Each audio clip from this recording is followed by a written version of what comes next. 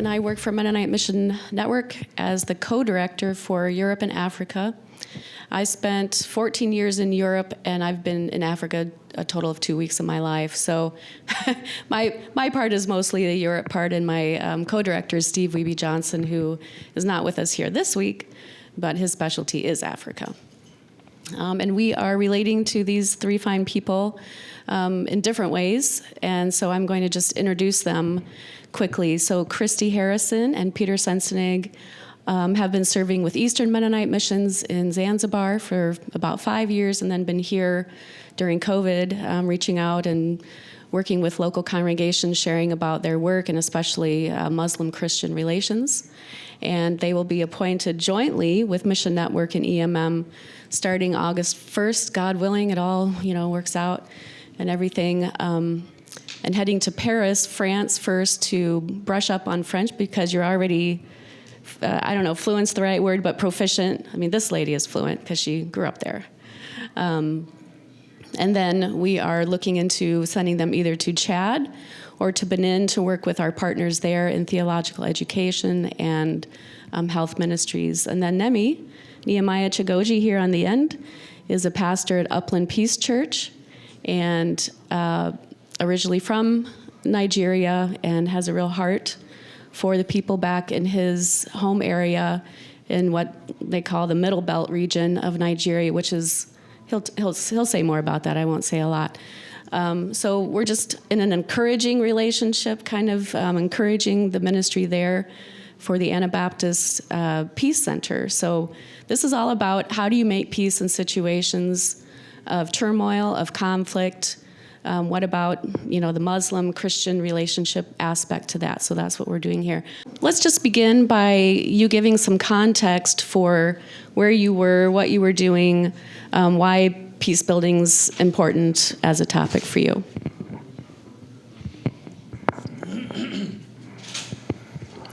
Thanks, Sharon. Yeah, we have been working in Tanzania, and actually in a little island called Zanzibar off the coast, Swahili coast there. You see it marked there. The main island is the one circled there, and then there's another island called Pemba, just north of the main island. And Zanzibar, like a lot of the Swahili coast, is majority Muslim. Zanzibar Island is about 96% Muslim. The Christians who are there belong to either small historic churches on the island or are mainland Tanzanian Christians who are there for various reasons.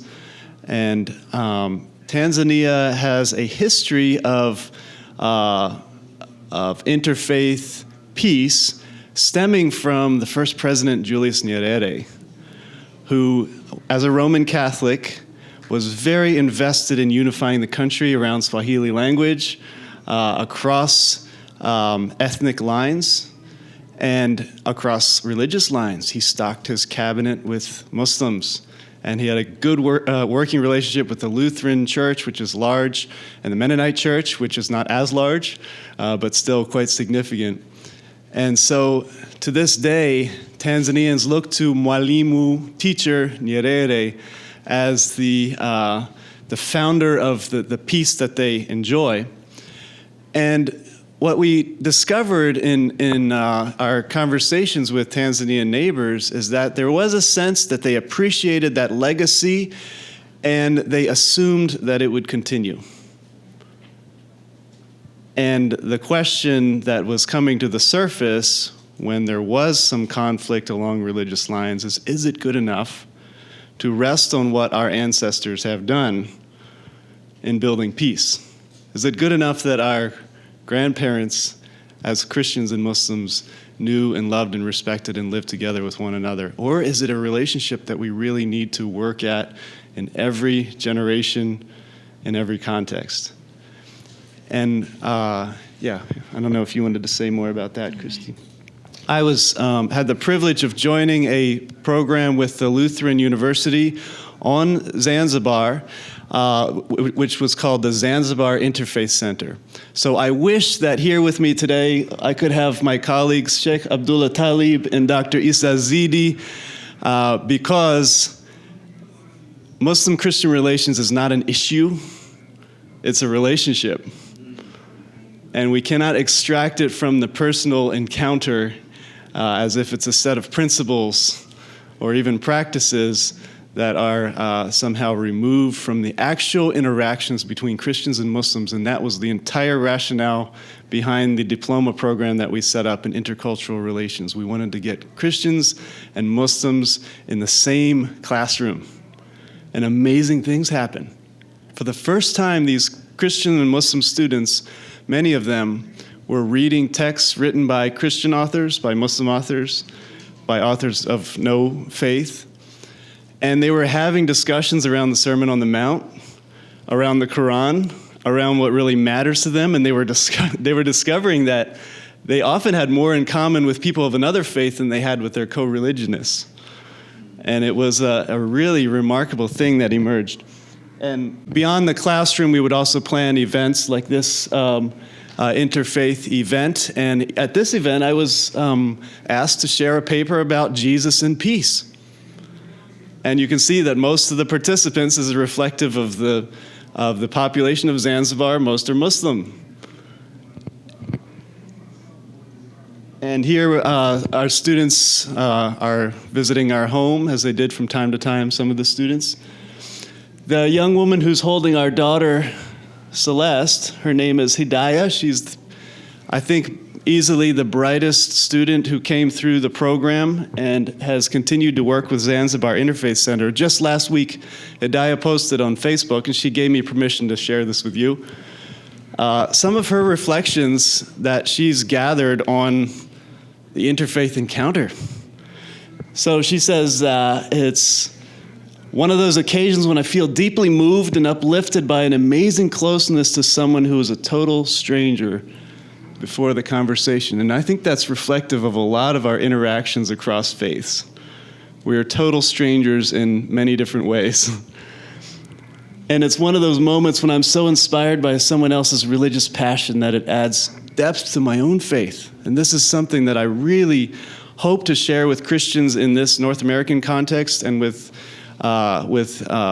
folks in other places as well, that we are not threatened by this interaction, by listening and learning to know one another. But rather, the exact opposite's the case. It adds a certain depth to our own faith. And this is something that Hidayah herself has demonstrated to her classmates and to our whole center time and again. It is one of those conversations that would change me forever, not because I share the same views with the other person, but because we see things so differently. I'm always glad.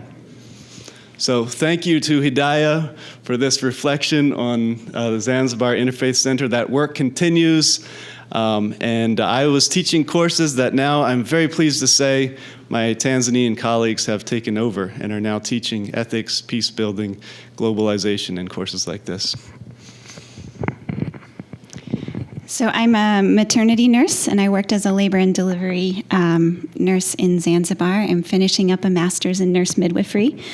Midwives have a saying that peace on earth begins with birth.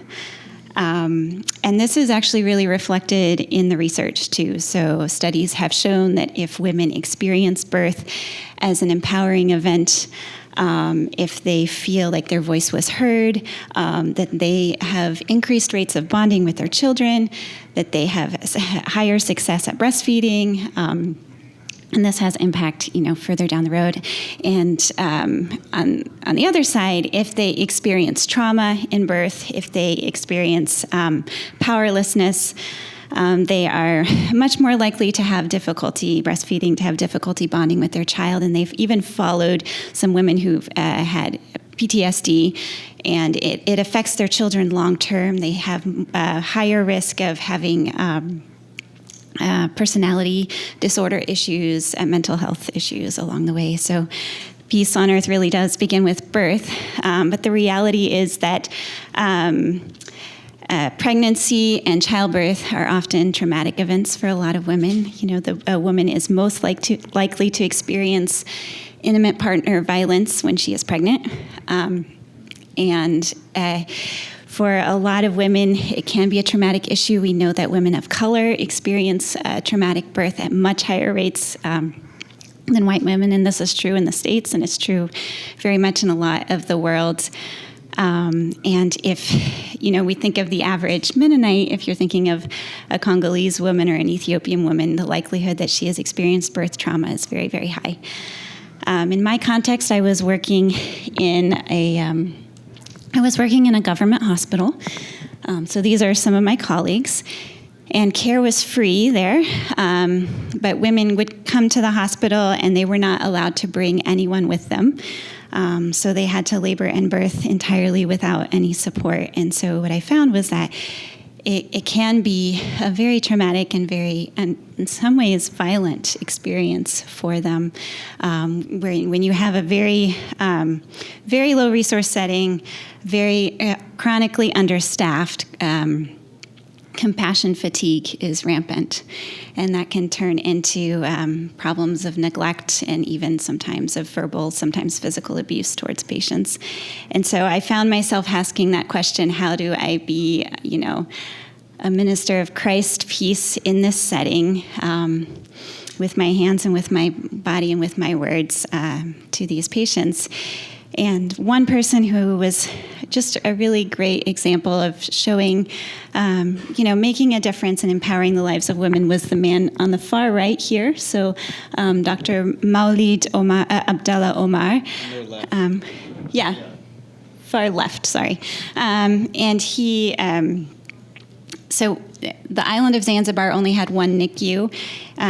So for our sick babies, and it's vastly overcrowded, sometimes 3, 4, 5, 6 babies sharing an incubator, and babies were getting sick and dying just because of the overcrowding.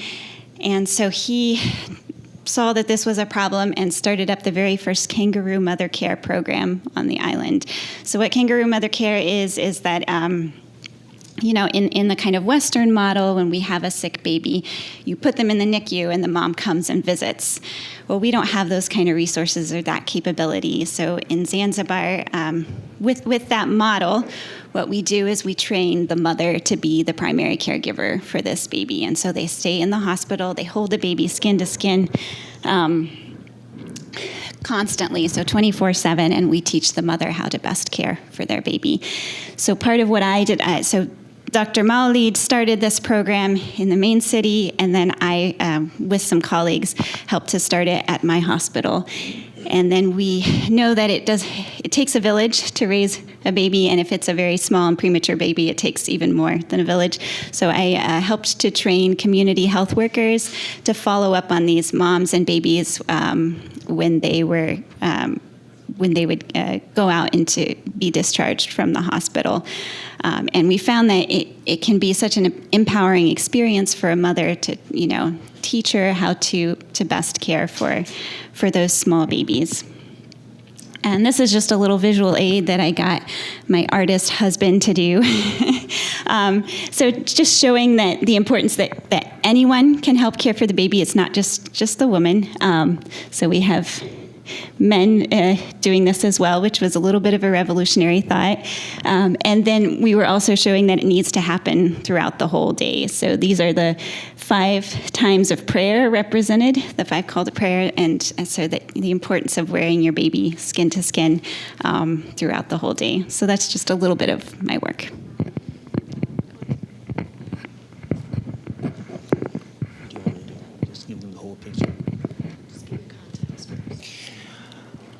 Well, when it comes to Muslim and Christian relationship, it's not a one blanket fits all. From my context, I am privileged to be a Mennonite today. I was actually born in the Baptist church, grew up as a Baptist, and you guys did a good job in bringing me into this. And it has given me a new life. It has given me a new perspective of what it means to be an Anabaptist and to see the gospel of Jesus Christ and building bridges and reconciling ourselves to each other, just like Christ has reconciled us back to God. This all began for me because of the violence that has ravaged the northern part of Nigeria. If you have been following the news, it has been very, very chaotic since 2001, actually. I was thinking about it. It started right before the September 11th. So that would be September 9th was the first, September 7th, I take that back, was the first Christian killing that happened in the Jos area. And that was very significant. And since then, it has just gotten worse. In 2012, I was privileged to stand in the gap for MCC from the West Coast, and also the MCC reps that were in Jos, Nigeria. So I was there to translate a few things for them, and one thing led to another thing. And here we are with the Nigerian Anabaptist Peace Center. The reason why we started on this side. The reason why we started with the Peace Center, it wasn't originally all this. Like I said, in 2012, going with MCC and seeing the work that was happening, I was actually proud to be a Mennonite. I was actually proud to see what MCC was doing back in my neck of the wood, back in Africa. And it was truly a privilege to be able. For those of you that don't know, that's the map of Africa right there. And there's Nigeria. Put right there, and you can tell that's our flag. That's the map of Nigeria.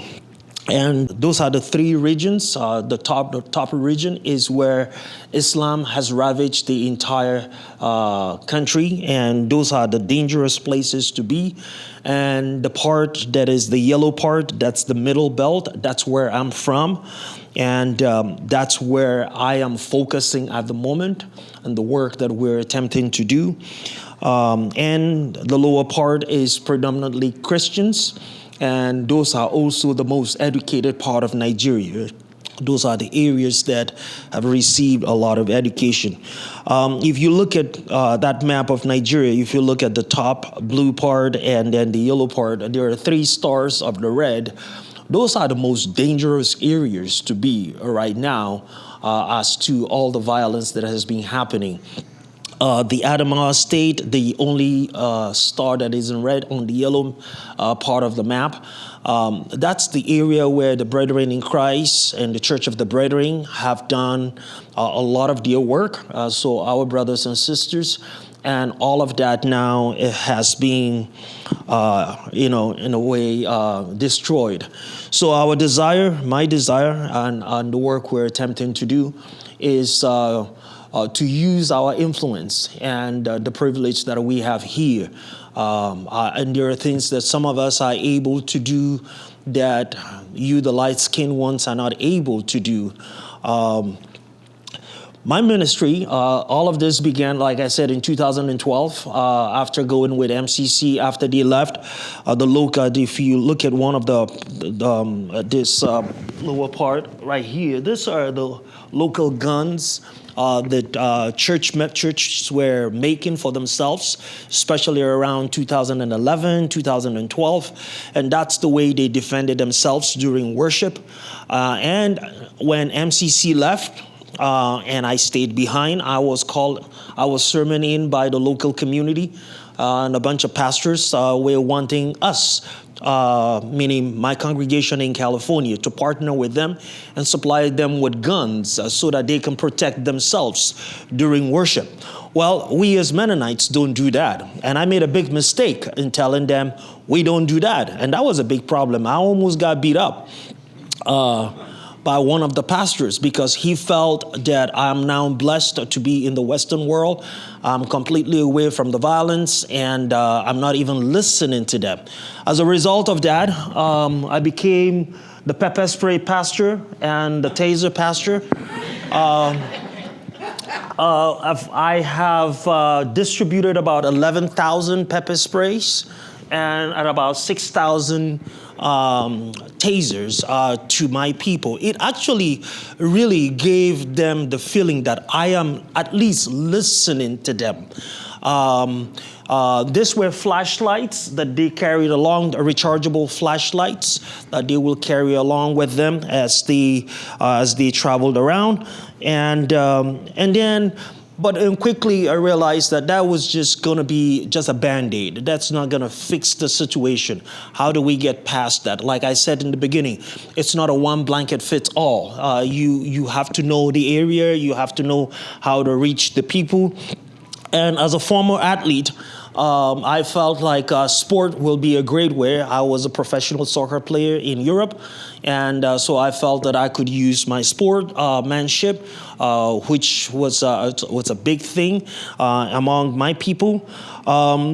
As a result of that, we ended up being a blessing to a few people. This is a child that is a blind kid that was born out of rape.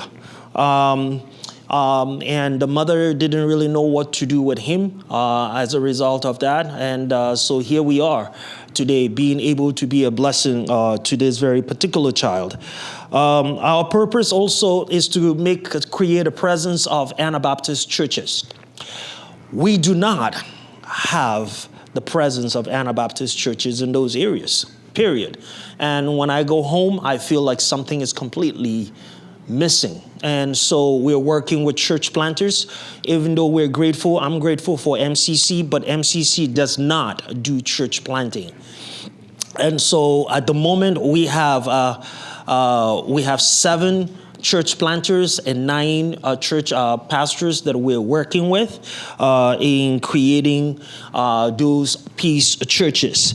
This is an actual picture of mine. The bottom picture is our first church plant in Tudunwada, Jos, and you can see the building. We built it up out of mud. And the picture on top was a peace concert that we had last November at our facility. Anabaptist materials are very, very critical, and the first thing I came to Mennonite Mission Network, I asked for resourcing. I told them I'm not coming here for money. I'm not asking anybody to give me money. Actually, I just felt led, and so personally took the decision on myself to be a blessing among my people. And when I called Mennonite Mission Network, I said, all I need from you is materials like this. And this was a big one. Right now, we, as of yesterday, this very document, what it means to be an Anabaptist Christian, will be fully translated in Hausa in the next 10 days. He told me, he said, give me about a week or so. In Africa, you know, when they say give me a week, you have to give a couple more days on top. So hopefully in about 10 days or so, we will have this material fully ready. This is the part that I think is really, really important to me, because when there's a violence going on, who goes out to fight on behalf of who?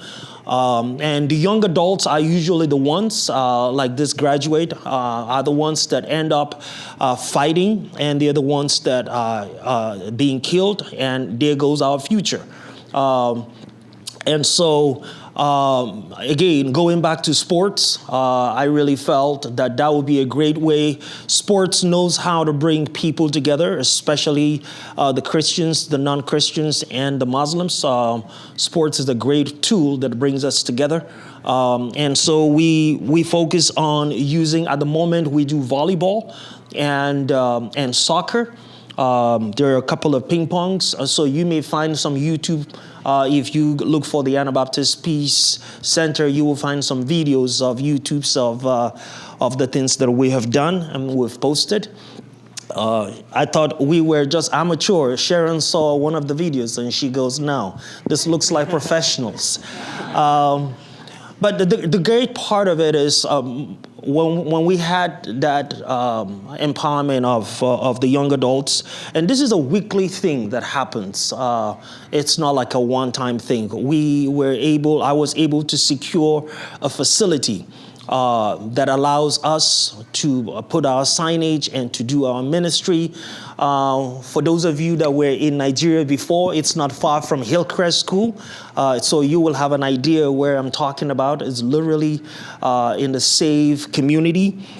And we're empowering those young adults. So this is our first Anabaptist tournament. I was expecting about 30, 50 people, and we ended up with over 500 young adults from the community.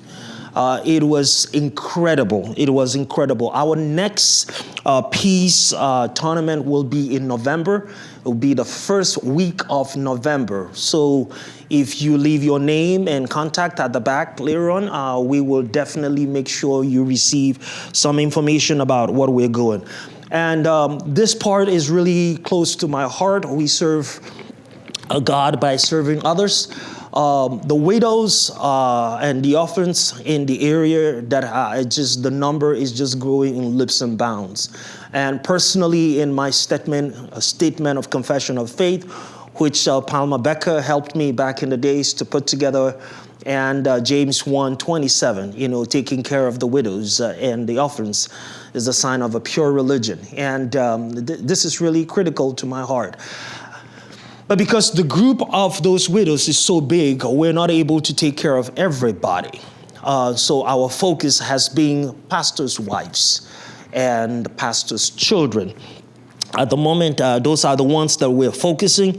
Some of these women, like Christy said, once they have been traumatized, they are no longer the same. Trauma is an incredibly terrible thing. Most of these widows are suffering from PTSD. This particular pastor's wives, all of these women here, that's me back there, all of these women, as you see here, these are the ones that are on psychiatric medication. That's how bad their situations are. If you go on the Anabaptist Peace Center YouTube channel, you will find some testimonies and videos of all things that I have posted there. We not only take care of them on their health issues, but we provide them with monthly food. Most of these women, after the pastors have died, they're usually kicked out of the parsonages. And so, and some of them are fighting in-laws. Most of you probably know, women in Africa are treated as properties. And so when a husband is dead, most in-laws will come and take things completely away from them. This very widow here, this is Rose Matthew, and that's the doctor, a psychiatric doctor prescribing medication on her. She watched her husband being chopped to death in her presence, and she was 6 months pregnant. And she has a 5-year-old and a 2-year-old, and she was 6 months pregnant. This woman, when I met her, she couldn't smile. And she said, I have nothing to smile. Not only that I'm left with 3 kids, but my in-laws came and took everything, including my bed and mattress. And she had nothing. Literally, she had to put her clothes on the floor and sleep. And they have threatened to come back and take the kids. So what we at Anabaptist Peace Center is we hire a lawyer, and then we fight her in-laws on her behalf, just so that she can get to keep her kids. And so those people don't have enough usually, so they don't have money to fight us. And we've used the court to threaten them, and that's the maximum that it goes. Nothing happens after that, but then they back up. We're able to keep the single mothers. She had said a mother, one of this lady over here, the second lady, when her husband was killed, she remarried, but then her 3 children were taken away from her. She said after being remarried, after a year, she felt like not only that she had buried her husband, but she has buried the 3 kids with them as well. And she couldn't. So she came back. After she tried that, it didn't work. So she came back, and she is not with the second husband, but now she's got 4 children. to care for. And so those are the stories that we try to do. The same widows. This year, we've decided to do some farming. If you go on the channel, you will see some videos of us farming and trying to provide food because it's becoming a little too expensive. We're not yet receiving help. From those of you, hopefully, you will think about how you can donate to us through Mennonite Mission Network. And our hope and prayer is that my desire is that this ministry get to be sustained by Nigerians, for Nigerians. So we are just at the initial stage and we need help in getting there. I will be available to talk more. These are videos of the exact actual property. That's the entrance to the property. That's the volleyball court right there. Those are the kids. This is a typical day of worship, and that's me sitting in the office. How are we going to sustain ourselves? We're hoping we'll find people that will either donate or help us to find borehole trucks that will drill wells to help with water and the drought that is going on. Also, we will need tractors that will help us do some of the farming work we're trying to do. And when we serve everybody across the board. We're serving the Christians, the Muslims, and the non-Christian. I woke up this morning to a text from a Muslim guy from Nigeria who I have not yet responded. So it's a privilege to go back and be able to relate with these guys and build the bridges. Like I said, the home run for us at Anabaptist Peace Center is building those young adults and building that relationship and that community. When those young adults that are usually sent out to fight, when they know each other because they've spent time together, we have taken care of all the issues, some of the issues that becomes a problem for us later on. Thanks so much for sharing about the different contexts and yeah, East Africa and West Africa, they're not the same. You know, Africa is a huge continent, so there's many different ways of peace building and different needs, different contexts and all of that. And I'm just thinking for you, Peter and Christy, when you think about where Muslims and Christians are meeting each other, where you were serving, what challenges were you facing, and what difference does peace theology make versus generic Christianity or Islam or whatever?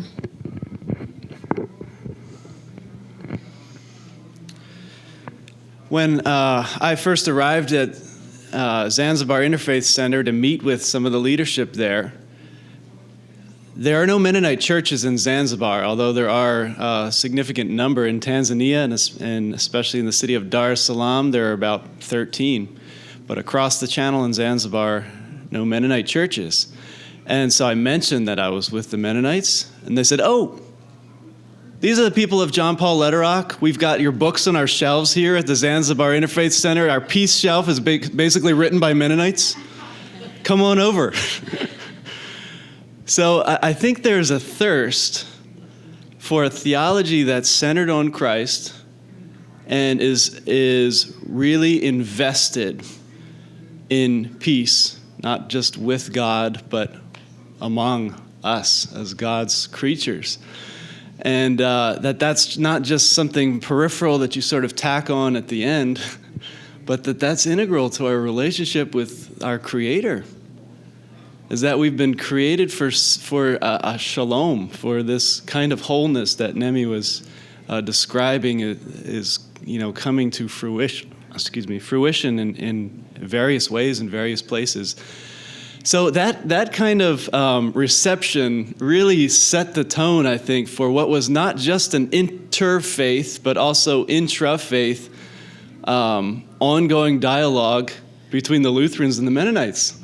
I was not expecting this when we arrived in Tanzania, that I was fully prepared for this Muslim-Christian encounter, but this Lutheran Anabaptist encounter was also really significant and healing in a lot of ways, and really I think it bodes well for the future of Zanzibar Interfaith Center, for the future of Tanzania, that the Mennonites and the Lutherans are partnering together to make peace with the Muslims. That's a remarkable thing.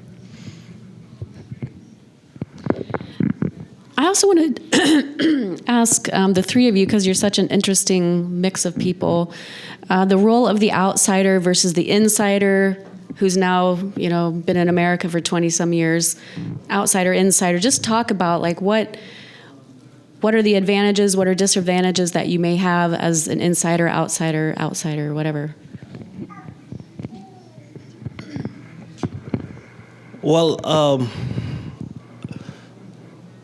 one of the disadvantages of being an outsider is they think that I am now white, and my nickname is Whitey. Just want to let you know. But they can't really understand sometimes when I say we don't have it. They expect that I'm married to a white girl, and white people have it, and we are coming over. I should not complain. We know the whole issue in terms of helping them. An insider, I'm able to translate the culture. I'm able to understand things from their perspective. And so it gives me an upper hand that other people do not have. And places where others will not be able to go, I'm able to go in, and I'm able to create the presence. And the approach has always been, what is most important to you in life? I think a lot of them were expecting me to tell them, oh, God, heaven, and all of that. And so the approach that we have been using is peace. If I'm at peace with myself, I sleep well at night. When I'm at peace with you, our relationship is better. When I'm at peace with my spouse, our relationship is better. So that's the context. That's how we come in. And then they see it, and they're able to relate to it, and they're able to understand from the perspective of what we're trying to do. Then it gives us the room to go in and to do the things that we're doing. I know when I mentioned the taser, some of you probably, your eyebrow went up, but that was the great way for them to know that I am listening to the situation. We're not killing anybody. Those tasers probably cannot even harm a fly, but it did create the room for us to be able to minister to them. And as a former athlete, using sports is just a great tool. The things that happens in our life and the way the Lord shapes our journey, there's no accident in it. And so we just need to look back and see what He has taken us through and how we can use some of those things. So I'm here today. I have an accent. When I go back home, I also have an accent, believe it or not. So I don't know where I fit in, but I hope I fit in heaven. And this is all about preparing ourselves for eternity with our Lord and Savior. We have a lot in common with Nemi, one of which is that in Tanzania, our nickname was also Whitey. By the kids on the street, at least. One of the... had an accent. And we also had an accent. And Swahili is the language of Zanzibar. Unlike other parts of Tanzania where people have another different mother tongue, father tongue, come to Swahili as a third language maybe. In Zanzibar, it is the mother tongue. And so, of course, language learning was our first priority. And that, I think, as an outsider, is a tremendous help, actually. You are there, whether you like it or not, whether it feels comfortable in any way or not, as a learner, basically stepping back into early childhood. So our life for our first year and a half at least consisted of asking people for help with every single little thing. And I think that laid the groundwork for a kind of mutuality to emerge later with our colleagues at work, with our neighbors. We were in an entirely Muslim neighborhood of the city of Zanzibar. And so we didn't have to sort of intentionally focus our minds on the fact that we were guests because it was the reality of life. We are guests in this place. The hospitality that is extended to us every day is a gift. And I think that this sort of experience is good for us to remember when we are in a majority context, like when we return to where our neighbors are Christian, or at least have a Christian background, when many of our neighbors have the same shade of skin as we do. Now, I think that there is a special role, as I was listening before we started, for the churches Mennonite churches in North America to welcome people from Tanzania, Congolese refugees, Somali refugees, Syrian refugees. The reception that they receive here in North America is very much connected to their home context. And the way in which churches extend a helping hand to families here gets back. And if churches are able to demonstrate the love of Christ for families here, it is a tremendous witness. In Somaliland, for example, where Christy and I have also served, we met, almost every single person we met in Somaliland had family somewhere else, including in North America, maybe including here in Cincinnati. And some of them had family who had very negative experiences with the people that they met, with Christians. Because the people here are Christians, whether we would put it that way or not. And the Somali grapevine was so, they're so deeply connected around the world. So this calling to be good guests and the calling to be good hosts is very much integral to our response as disciples of Jesus, to be able to step into both those kinds of roles for the sake of the gospel. Just one thing to add to what Peter just said just now. When it comes to most of these Africans looking at you here in America as Christians, it doesn't even matter if you were part of a gang in Compton.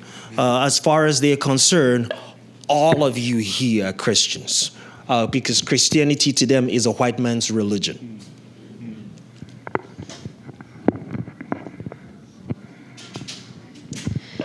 So all of you are talking about contexts where there's need. Nemi, you mentioned trauma. You also mentioned trauma. And so there's a certain amount of, I think one of you mentioned compassion fatigue. Is that you also? Those are very real issues. And so how do you work at building your own resilience and working with others who are doing, the Nigerians for you, Nemi, who are there every day, dealing with this kind of trauma and tragic, violent circumstances? How do you work with building resilience? So I've really resonated with what has been said this week about just the process of lament and engaging in lament in hard places.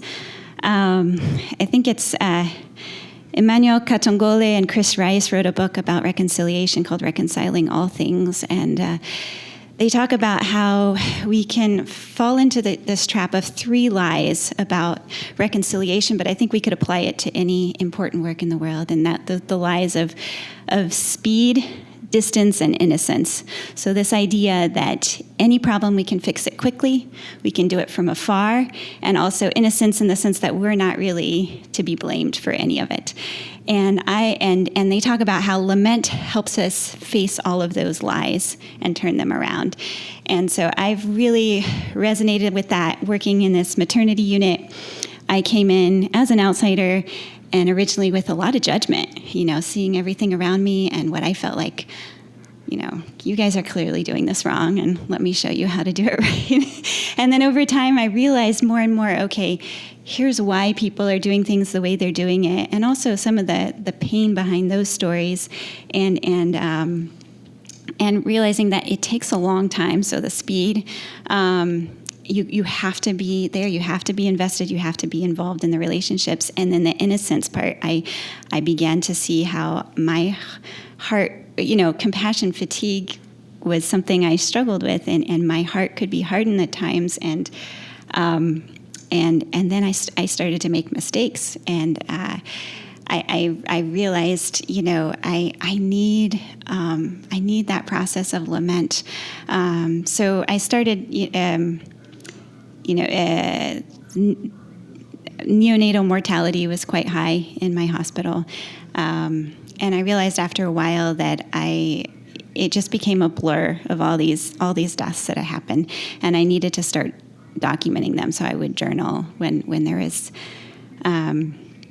When I lost a patient, I would journal about that patient. I would try to write their name down, not to share with anyone, but just for myself, so that it wasn't just this kind of anonymous list of death and suffering that added up, but that it was real people. And I think for me, that change really shifted in like unlearning my kind of savior complex, realizing my own lack of innocence in the process when a death happened that I felt like was my fault. And it really broke me, and I would say I struggled with burnout, struggled with how do we make a change when it feels like no change is possible, and when maybe I'm part of the problem. And I think coming back to Jesus with that cry, and meeting God's grace in that. It was really important for myself and for me to be able to extend grace to others as well.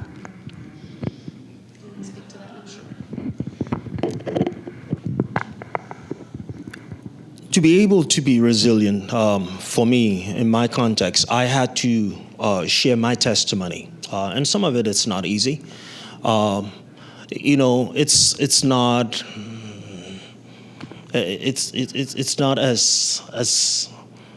as green as it looks, just because I am in the Western world for most of these Africans. So sharing my personal testimony with them and them understanding where I have been through. And what I mean by that is, unfortunately, since I left Africa, I have been stabbed for being a black person, and I have been knocked out twice from the back of my head. So I have every right to be bitter, but I'm not holding on to hurt, because I personally understand, after being an Anabaptist, that the presence of the Holy Spirit in your life will not coexist with unforgiveness.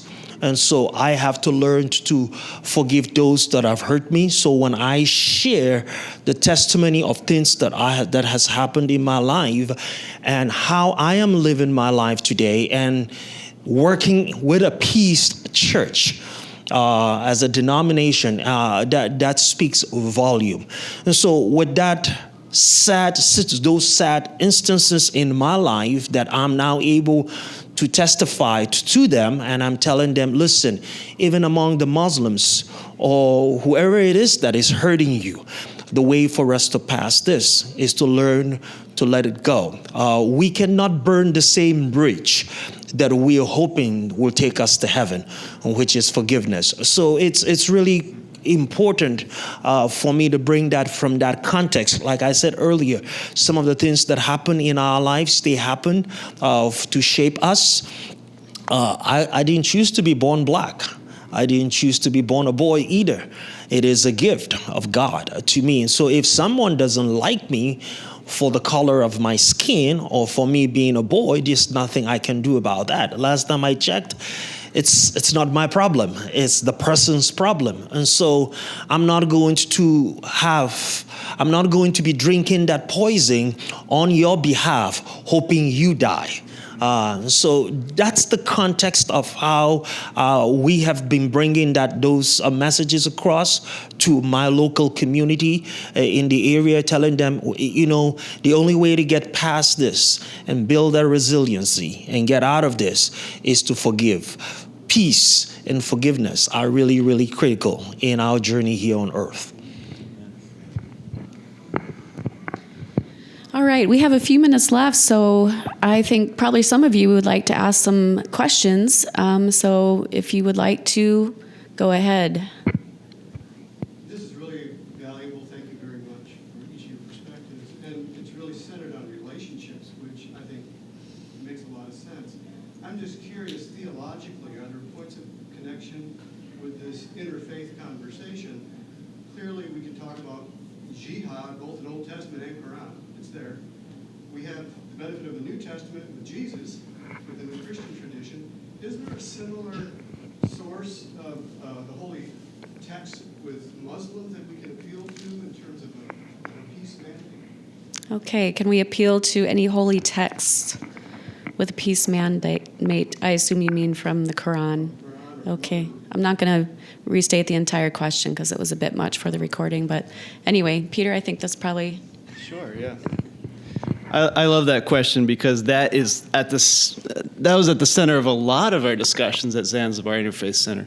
How is it that Muslims are talking about peace from their own faith and tradition?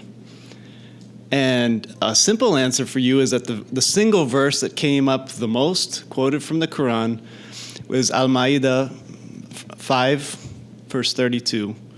If you take a human life, it's as if you've killed the whole world. And if you save a life, it's as if you have saved the whole world.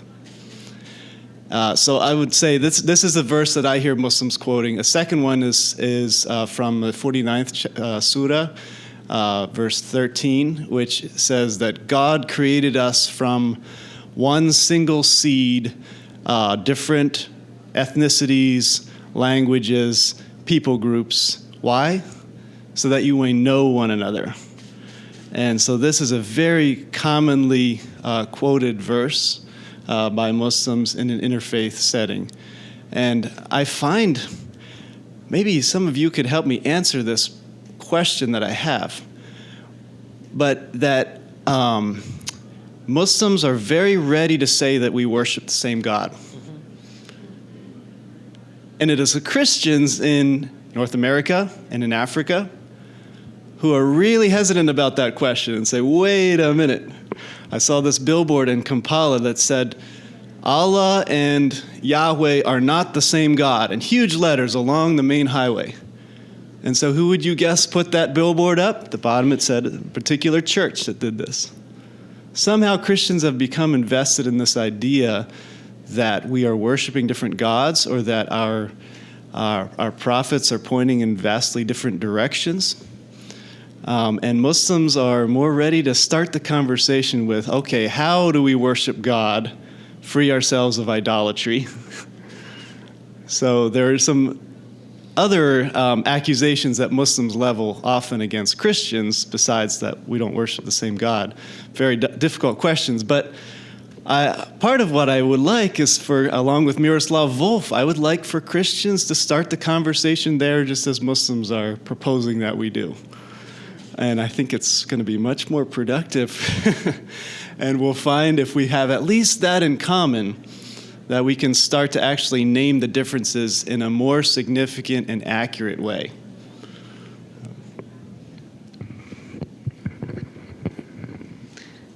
Okay, other questions?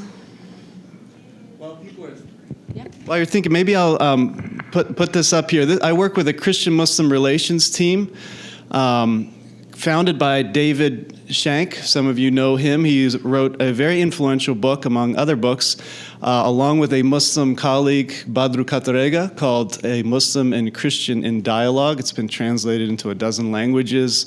I came across a copy of this in Somaliland. Somebody put this in my hand, and it had been marked up by a sheikh, and he slapped a sticker on it. There's some dangerous stuff in here. But this guy was reading this in Somaliland.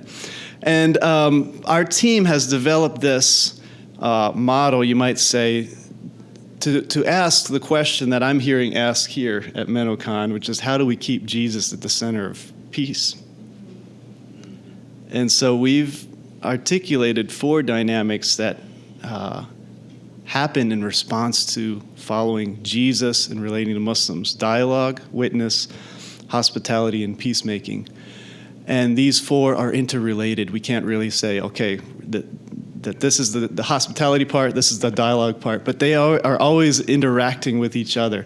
But if we lose any of these four dynamics, these four modes, you might say, we are going to lose a picture of who Jesus is and what the gospel is in this interfaith encounter.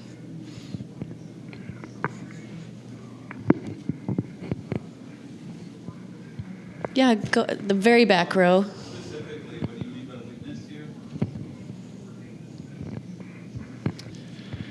Yeah, so when Muslims would ask me in Zanzibar, often people would ask, why are you here? And my first response was, I'm here because God called me to be here. I felt a sense of calling from God and direction to be here. And that made sense to them. And then another question would be, are you here to convert Muslims? And my response to that would often be, I'm here because God called me and I am a disciple of Jesus. I wouldn't often use that word Christian because that has its baggage, as you can imagine. And so I said, I need your help to be a better disciple of Jesus. I'm not focusing on what God is doing in your life. I don't know that. And honestly, I hope that people have a life-changing encounter with Christ, and I acknowledge that that will look vastly different for a Zanzibari Muslim than it has for me. I do. That is my hope for them, and for all people, for me. But I admit that I don't know what that looks like. Does it look like they continue to pray in the mosque? Does it look like they continue to identify as Muslim? Perhaps. But where I can start the conversation is, here's what I'm committed to. Here's who the Savior who has called me. And can I ask your help as I want to follow him better? That's where I've landed with that question. And Muslims recognize Jesus. Yes.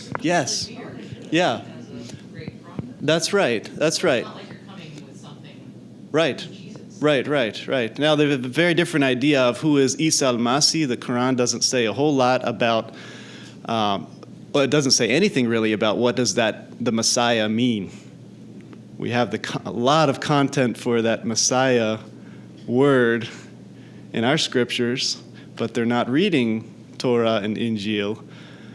So that's another interesting point of connection, is that the Quran is actually commanding them to read the previous books and to seek out the people of the book, Al-Kitab, that refers to Christians and Jews, for answers.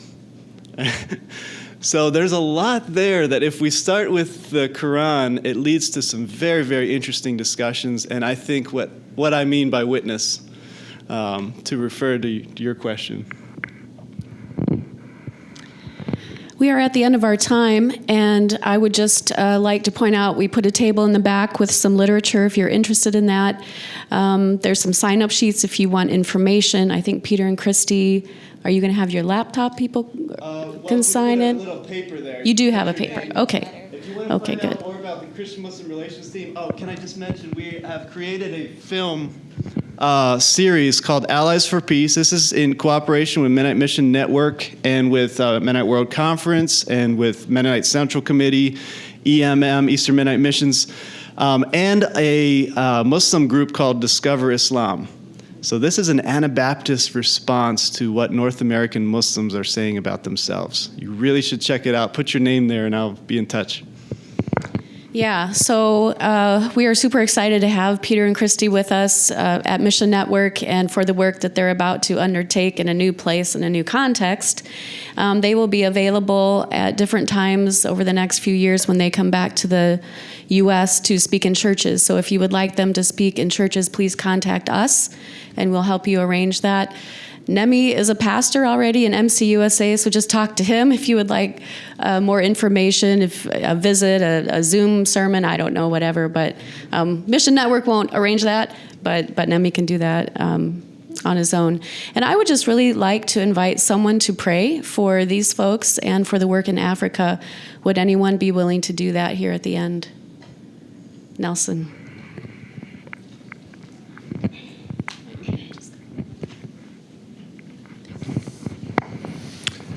And I want to just say thank you on behalf of Mennonite World Conference. I work with Mennonite World Conference, and just to see this kind of healing work going on around the world is really encouraging to me and to many other Christians. So let's raise our hands and bless these people.